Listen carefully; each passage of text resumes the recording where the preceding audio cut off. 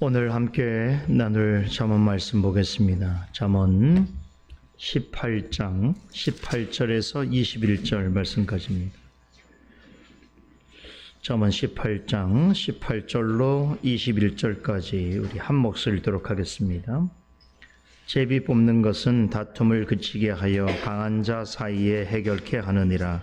노엽게 한 형제와 화목하기가 견고한 성을 취하기보다 어려운즉 이러한 다툼은 산성 문빗장 같으니라. 사람은 입에서 나오는 열매로 하여 배가 부르게 되나니 곧 그 입술에서 나는 것으로 하여 만족하게 되느니라. 죽고 사는 것이 혀의 권세에 들렸나니 혀를 쓰는 좋은 자는 그 열매를 먹으리라.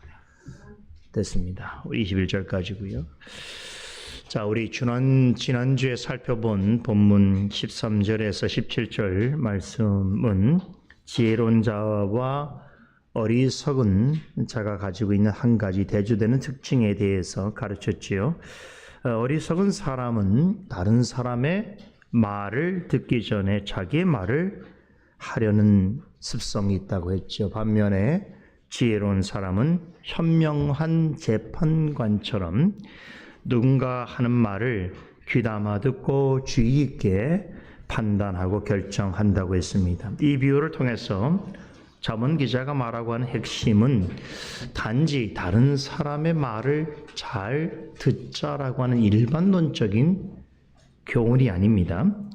하나님 앞에서 지혜 있는 자가 누구이며 어리석은 자가 누구인가를 가르치기 위한 교훈입니다. 하나님 앞에 어리석은 사람은 무엇보다도 하나님의 지혜에 관심이 없습니다. 하나님의 지혜를 가지려면 말씀을 듣고 깨달아야 하는데 그렇게 하기보다는 항상 자기의 주장과 의사를 앞세운다는 것이죠. 누군가의 사연을 듣기도 전에 대답부터 하려는 사람처럼 하나님의 말씀을 전혀 귀담아 듣지 않고 자신의 지식과 경험을 근거해서 무엇이든지 성급하게 판단하고 결정을 내리려 한다는 것입니다. 잠언 기자는 이런 사람은 어리석은 자일 뿐만 아니라 교만한 자라고 합니다. 잠언 기자는 교만한 자를 죄로 인해서 마음이 병들고 심령이 상해 있는 사람으로 묘사했습니다. 그럼에도 교만한 사람은 본디 어리석은 거로 자신이 교만하다는 사실을 인지하지 못할 뿐만 아니라 인정하려 하지 않습니다. 그런데 문제는 사람이 자신의 병든 마음과 상한 영혼은 절대로 사람이 스스로 고칠 수 없다는 것입니다.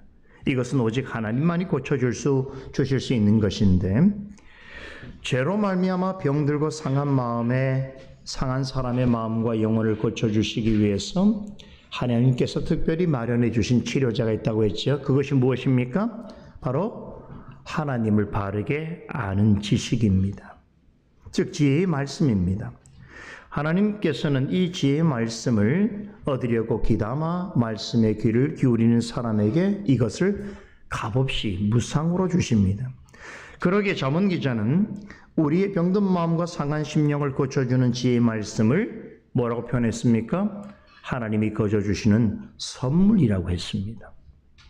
이 귀한 선물을 받은 사람은 마음과 심령이 회복될 뿐만 아니라 하나님과의 관계가 더 돈독하고 친밀해질 수 있습니다.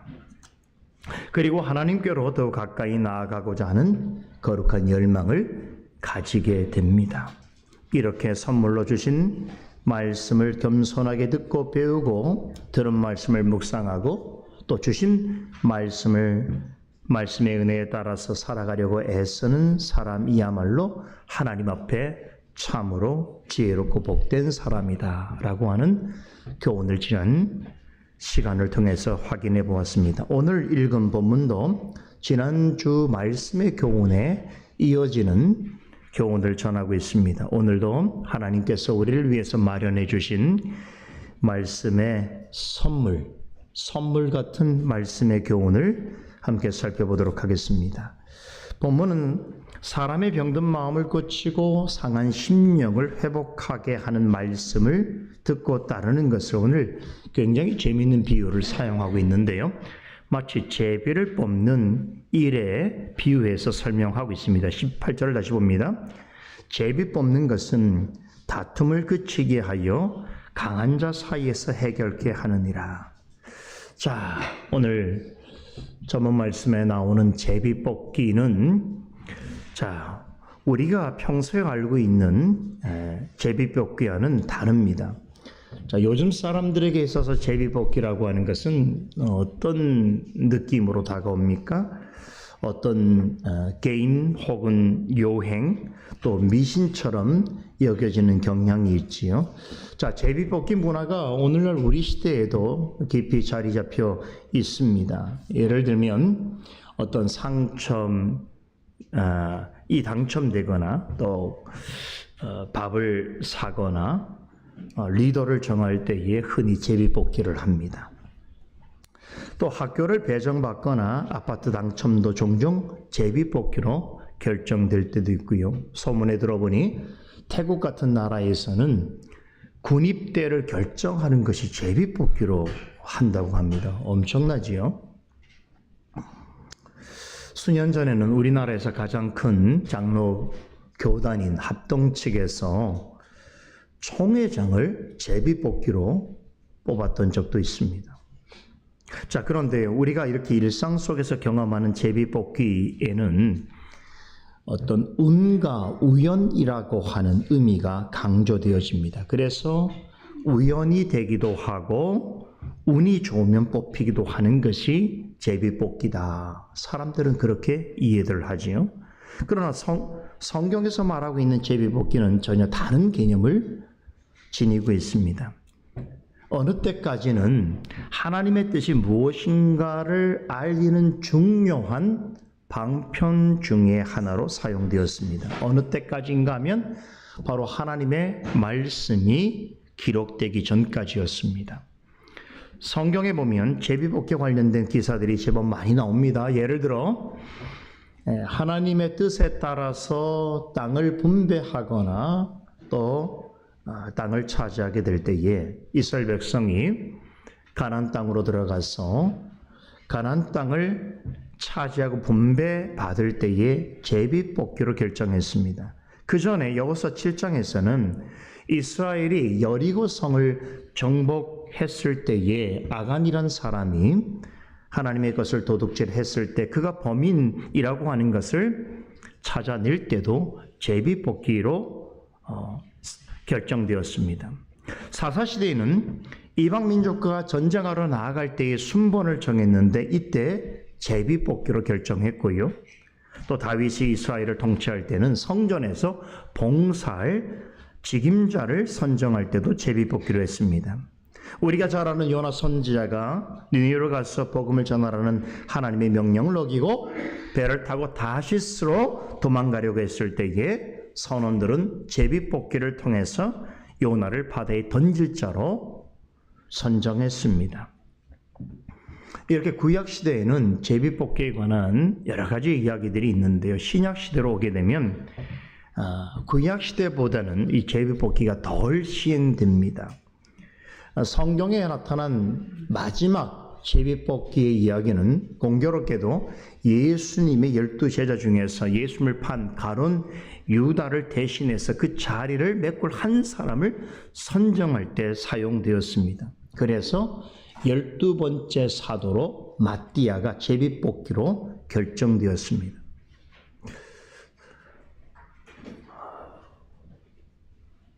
예수님께서 십자가에 못 박혀 돌아가실 때에 로마 군사들이 제비뽑기로 예수님의 옷가지를 나누어 가지기도 했군요.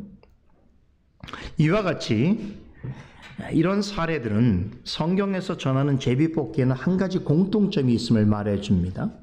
제비뽑기는 성경이 완성되기 전에 하나님의 뜻이 무엇인지 확인하고 그 하나님의 섭리를 이루는 방편으로서 사용되었습니다. 그런데 우리는 이런 질문을 갖게 됩니다. 왜 하나님은 어느 때에 제비뽑기라고 하는 방식을 통해서 하나님의 뜻을 드러내셨을까 하는 것입니다. 이 물음에 답하려면 제비뽑기가 어떤 경우에 사용되었는가를 생각해 보아야 합니다. 제비를 뽑는다는 것은 사람이 반드시 무엇을 결정해야 하는 상황에서 무엇을 선택해야 좋을지 알지 못할 때 하는 것입니다. 이 말은 분명 결정은 사람이 해야 하는데 그것이 하나님의 뜻인지 아닌지 확실치 않을 때에, 즉 사람이 하는 일이라도 하나님의 뜻을 알 수 없을 때에 사람의 선택을 통해서 하나님께서 공정하게 판결해 주시기를 바랄 때에 행하는 것입니다. 그러하기에 하나님의 뜻을 알고 시행하는 목적에서 행하는 이 제비뽑기는 매우 신중해야 합니다. 오늘날처럼 장난치듯이 게임하듯이 행해서는 안 되는 것입니다. 점을 치듯이 또 요행을 바라는 마음으로 행해서는 결코 안 됩니다. 성경에 사용된 제비뽑기는 사람이 선택을 하더라도 그것이 분명 하나님의 뜻이라는 것을 드러내는 수단이었습니다. 하나님이 간섭하시고 역사하신 제비뽑기라면 그 결과는 하나님의 뜻으로서 받아들이는 것이 정당한 일이다라고 하는 것을 성경에 언급된 제비뽑기를 통해서 알 수 있습니다. 그래서 성경 시대의 믿음의 사람들은 분명 사람이 제비뽑기를 하지만 그 결과는 하나님의 뜻으로서 받아들였습니다. 그 말은 그 결과는 다시 뒤바꿀 수가 없는 것이었습니다.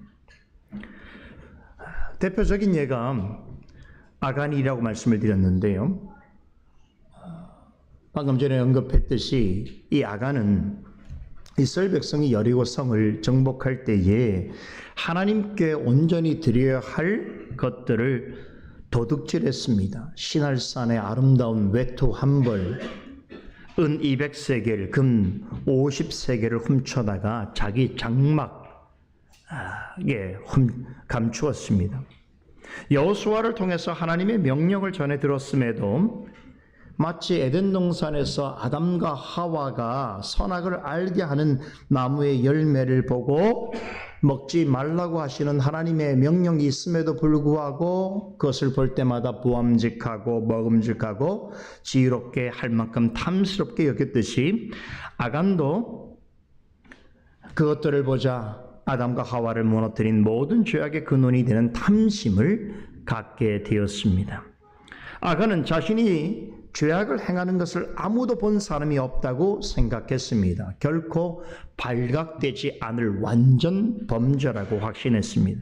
하지만 하나님께서는 그 사실을 보고 계시며 아셨습니다. 그래서 여호수아를 통해서 그의 정체를 드러나게 하실 때에 사용된 방법이 바로 제비뽑기였습니다. 하나님께서는 아간의 죄악성을 백일하에 드러내시기 위해서 여호수아에게 친히 제비뽑기 방법까지 일일이 가르쳐 주셨습니다. 그래서 처음에는 이스라엘의 12지파 중에서 그가 속한 유다 지파가 뽑혔고 또 유다 지파 중에서 그가 속해 있는 세라 족속이 뽑혔습니다. 세라 족속 중에서 그의 가족인 삽디 가족이 뽑혔습니다. 그리고 마침내 삽디 가족 중에서 아간이 뽑혔습니다. 이렇게 4차례의 제비뽑기를 통해서 수백만 명 중에서 숨어있는 범인 한 사람을 정확하게 찾아내게 하셨습니다. 아간은 제비뽑기하는 과정에서 이미 여러분 어떤 생각이 있을까요? 자신의 완전 범죄를 어떻게 수백만 사람 중에서 자신을 뽑을 수 있겠습니까? 놀랍게도 단 4번 만에 하나님 뽑아냈습니다. 그런데요, 서서히 자기에게 좁혀온다는 것을 알고 있음에도 불구하고 그는 자신의 범죄를 고백하지 않았습니다. 최종적으로 4번째 자신이 지목당하자 그제서야 자신이 죄인이라는 사실을 인정했습니다.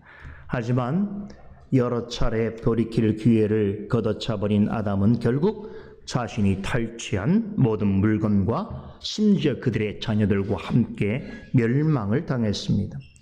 하나님의 말씀을 전해 들었음에도 탐심이라고 하는 죄악에 빠져서 하나님을 속이려 하고 하나님보다 다른 무엇을 더 따르고 숭배하는 그런 어리석고 악한 인생이 맞이하게 될 최종적인 비참한 말로가 과연 어떠한가를 우리는 아간의 생을 통해서 목도할 수 있습니다. 그래서 이 사건을 보게 된 이스라엘 백성들로 하여금 하나님의 말씀을 거부하고 자신의 탐심과 욕망대로 행하는 일이 얼마나 무섭고 두려운 멸망을 초래할 만한 것인가를 교훈해 주셨습니다. 아간의 제비뽑기는 사람이 하나님을 속이고 하나님과 다투려 하는 것이 얼마나 어리석고 악한 일인가를 여실히 깨닫게 해줍니다. 다시 본문에서 말하는 제비뽑기로 돌아보도록 하겠습니다. 여기서 말하는 제비뽑기는 어떤 구체적인 사건을 말하는 것이 아니라 제비뽑기라고 하는 이 일이 지니고 있는 한 가지 특징을 통해서 하나님 앞에서 어떤 인생을 살아가야 하는가를 가르치고자 해서 예를 든 한 가지 비유입니다. 자, 제비를 뽑는다는 것은 무엇이든 최종적으로 결정을 짓는 행위입니다. 그렇기 때문에 정상적인 상황에서 제비뽑기를 한 후에는 갈등이 해소되게 되어 있습니다. 그 전까지만 하더라도 갈등하고 싸우던 일들이 제비뽑기를 통해서 종결되게 되어 있습니다. 본문 18절에서 말하는 바가 이것입니다. 둘 사이에 갈등과 다툼이 있더라도 제비뽑기를 한 다음에는 어떤 결과가 나오더라도 순순히 받아들여야만 한다는 것입니다. 이것을 두고 잠언 기자는 제비 뽑는 것은 사람들 사이의 다툼을 중단시키고 강한 사람들 사이의 문제를 해소하는 것이다라고 전하고 있습니다. 그러니까 일단 제비 뽑기를 한 다음에는 결과를 뒤집을 수가 없다는 것입니다. 이게 제비 뽑기 약속이에요. 19절은 사람이 하는 말과 행동은 때때로 제비뽑기 하는 것 같이 자기의 힘으로는 되돌릴 수 없는 어려운 일이라는 것을 교훈해 주고 있습니다. 19절을 보십시다. 현대어 성경은 이 말씀을 이렇게 번역합니다. 기분을 상하게 한 형제의 마음을 돌이키는 것은 요새화된 성을 빼앗는 것보다 더 어려운 일이다.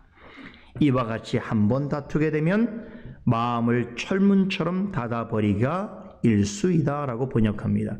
훨씬 현실적으로 이해되는 내용이죠. 여러분 생각해 보세요. 나와 아예 관계가 없고 전혀 모르는 사람과 다투는 일, 그와 갈등을 빚는 일은 시간이 지나면 쉬이 잊어버리기 나름입니다. 그렇죠.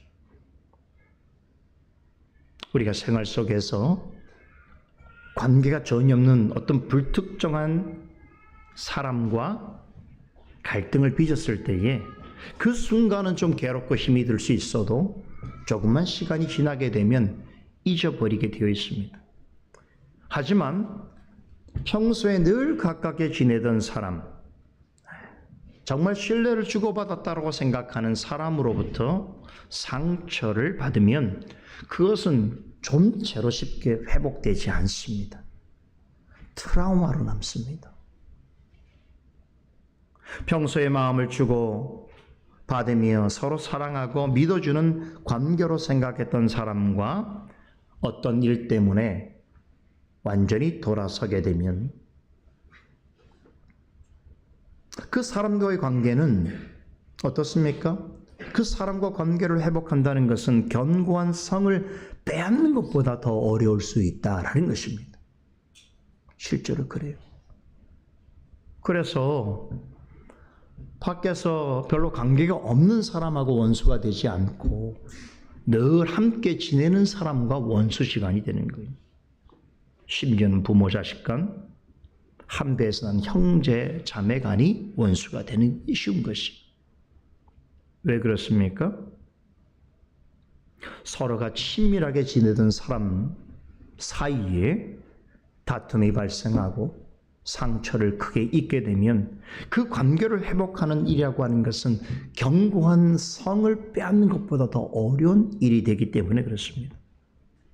한번 마음이 뒤틀린 사람, 그 사람은 마치 굳게 잠겨있는 성 같아서 그 성문을 열고 들어가서 회복하기가 되게 어렵습니다. 인간관계가 어렵다는 게 바로 이런 의미예요. 자, 이것이 제비 뽑는 일과 어떤 연관이 있는 것일까요? 자, 이런 뜻입니다. 제비 뽑기로 되어진 결정은 되돌리기 어렵다는 것입니다. 다른 사람의 마음을 상하게 한 말과 행동이 그럴 수 있다는 것이죠. 사람의 어떤 말과 행동은 제비 뽑는 일처럼 한번 결정되어지면, 한번 쏟아내어지게 되면 자기의 힘으로는 되돌릴 수 없을 만큼 매우 어려운 일이 되기도 한다는 것입니다. 무슨 얘기인지 아세요? 사람들의 관계에 있어서의 거의 모든 갈등과 싸움은 처음에는 몇 마디 말과 작은 행동으로부터 시작이 됩니다. 그런데 이것이 제비뽑기 하는 것 같아서 제비뽑기를 하게 되면 어떻든 간에 그 결정은 다시 되돌릴 수 없는 것처럼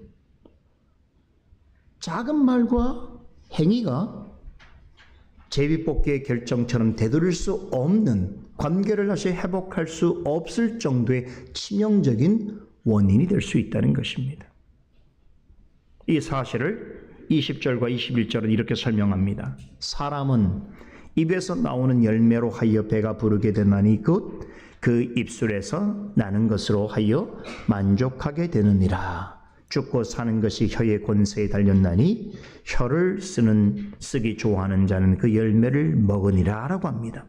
잠언 기자는 사람의 입에서 나오는 말은 사람을 죽게 할 수도 있고 살릴 수도 있는 권세를 가지고 있다라고 말합니다. 말이 그렇게 무서운 거예요. 대부분의 사람들의 마음에 긴 상처로 남는 것은 여러분, 다른 사람의 말입니다. 가까이 신뢰한다고 믿었던 사람의 말입니다. 그 말이 그 사람에게 평생토록 회복하기 힘든 트라우마로 남게 되는 것이죠. 그래서 말은요, 마음으로 다른 사람을 죽일 수도 있고 살릴 수도 있는 것입니다. 그러기에 혀를 쓰기를 주의해야 한다는 것입니다. 말의 힘이 얼마나 강력한지 알지 못하여서 함부로 혀를 쓰기 좋아하는 사람은 반드시 자기가 한 말과 행동에 대해서 책임을 져야 한다는 것입니다. 바로 이 점이 제비뽑기와 유사하다는 겁니다. 일단 제비를 뽑으면 그 결과는 되돌릴 수가 없습니다. 제비를 뽑는 일에 책임을 져야 합니다. 제비 뽑기나 사람의 말은 이렇게 한번 결정이 되어지게 되면 되돌리기 어렵다는 것입니다. 자신이 생각하는 것보다 훨씬 커다랗고 중대한 결과를 가져올 수 있습니다. 여러분, 그래서 제비뽑기와 말 한마디는 그 자체로 사람을 죽일 수도 있고 살릴 수도 있는 것입니다. 굉장히 가볍고 사소한 행위 같지만 그 결과는 되돌릴 수 없는 치명적인 결과를 낳을 수 있다는 것입니다. 그런 점에서 말 한마디와 제비뽑기의 결과는 매우 유사하다는 것이지요. 꼭 기억해야 될 것입니다. 할 것이 있습니다. 제비뽑기와 말은 사람이 자신의 뜻에 따라 선택하는 일입니다. 하지만 성경은 그것에 대한 판단과 심판은 하나님의 몫이라고 가르칩니다. 그러니까 사람이 자기 마음으로 무엇을 결정하고 선택한 모든 행동은 결국에는 하나님의 판단과 심판에 속해 있다는 것입니다. 그렇기 때문에 그리스도인은 생각과 말로써 자신의 마음을 표현할 때에 항상 하나님 앞에 있음을 의식해야 됩니다. 이게 바로 코람데오입니다. 하나님 앞에서 말하고 행동하는 사람이 되어야 합니다. 잠언의 교훈을 따르면 하나님 앞에서 지혜 있는 자처럼 생각하고 말해야 하는 것입니다. 이에 관해서 잠언 15장 1절로 2절에서 이미 이렇게 교훈한 바 있습니다. 유순한 답변은 분노를 쉬게 하여도 과격한 말은 노를 격동하느니라. 지혜 있는 자의 혀는 지식을 선히 베풀고 미련한 자의 입은 미련한 것을 쏟아내느니라. 사람이 어떤 말을 하고 어떤 행동을 하는가 하는 것은 제비뽑기를 하듯이 자신이 선택하는 일입니다. 우리는 매 순간 어떤 말과 어떤 행동을 선택하며 살아가고 있습니다. 그런데 사람이 자기 마음대로 제비를 뽑아도 그 일에 대한 판단과 심판은 누구에게 있다고요? 하나님께 있습니다. 그래서 하나님께서는 우리가 한 말과 행동에 대한 판단과 심판을 우리가 최종적으로 하나님의 심판대 앞에 서게 될 때에 행하실 것입니다. 우린 그 사실을 기억해야 합니다. 그렇다면 어떻게 해야 우리가 하는 말과 행동으로 인해 하나님 앞에서 칭찬받을 수 있는가? 이것을 가르쳐주는 대표적인 성경이 바로 잠언입니다. 잠언은 시종일관 우리에게 하나님의 지혜에 따라서 생각하고 말하고 행동한다면 하나님을 기쁘시게 할 수 있다라고 가르치고 있습니다. 잠언 12장 18절과 16장 24절에서는 하나님의 지혜를 가진 자의 혀에서 나오는 말을 어떻게 표현했습니까? 그것은 선한 말이고 그 선한 말은 꿀송이와 같고 양약과 같다라고 했습니다. 하나님께서 잠언을 포함해서 여러 성경을 통해서 우리에게 하나님의 지혜를 담고 있는 생각과 말과 행동이 무엇인가를 구체적으로 가르쳐 주시고 있습니다. 바로 이것이 하나님의 지혜인 것입니다.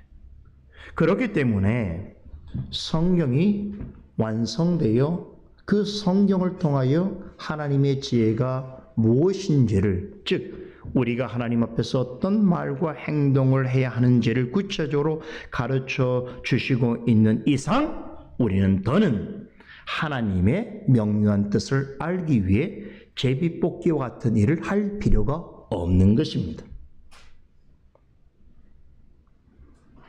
과거에 하나님의 뜻을 분별하기 위해서 제비뽑기 하던 시대가 있었습니다. 그런데 신약 시대의 가룟 유다를 대신할 사도로 마띠아를 제비로 뽑은 일을 마지막으로 성경에는 더 이상 사용된 적이 없습니다. 왜 그렇습니까? 제비뽑기를 통해서 하나님의 뜻을 알 필요가 없어졌기 때문입니다. 성경이 모두 기록되어서 전달된 후로는 하나님의 뜻을 더 확실하고 명확하게 알 수 있게 되었습니다. 성령께서는 바로 하나님의 기록된 말씀과 말씀에 참된 의미를 밝히 드러내는 설교를 통해서 하나님의 뜻이 무엇인지를 명료하게 나타내십니다. 그렇기 때문에 하나님의 뜻을 따라 생각하고 말하고 행동하려면 결국에는 말씀을 듣고 깨닫고 따라야 하는 것입니다. 하나님이 원하시는 지혜로운 사람이 되고자 한다면 말씀을 바르게 듣고 배우고 확신하는 일에 장념해야 합니다. 이게 답입니다. 그래야만 잠언에서 가르치는 지혜로운 자가 될 수 있습니다. 지혜로운 자란 말씀에 근거해서 생각하고 말하고 행동하며 살아가는 자입니다. 오늘 이 말씀을 듣는 모든 사랑하는 성도 여러분, 우리의 작은 말과 행위에 있어서도 하나님의 말씀에 판단받기 합당한 하나님 보시기에 좋은 열매가 풍성히 드러나는 일이 되기를 간절히 소망합니다. 기도하겠습니다. 거룩하신 하나님, 오늘 복되고 귀한 주님의 날에 우리를 하나님의 전으로 불러주셔서 오늘도 잠언 말씀을 통하여 우리에게 필요한 하나님의 지혜를 선물로 주시니 감사를 드리옵나이다. 하나님의 지혜의 말씀을 들을 때에 그 깊이와 넓이와 높이의 어떠함을 깨달아 아는 자는 하나님의 지혜를 찾고 구하며 그 지혜를 따라 생각하고 말하며 살아가기를 힘쓰게 되어 있습니다. 그런 지혜로운 자의 삶을 살아가는 솔리데오 글로리아 교회에 속해 있는 성도들이 되게 하여 주시옵소서. 오늘도 하나님께서 우리에게 선물로 주시는 지혜를 마음에 품고 하나님께서 허락하시는 말씀의 은혜를 쫓아 나아가기를 원하옵나이다. 성령께서 우리의 마음을 주장하여 주시고 부드럽게 하시며 말씀을 통하여 우리를 날마다 새롭게 하여 주시옵소서.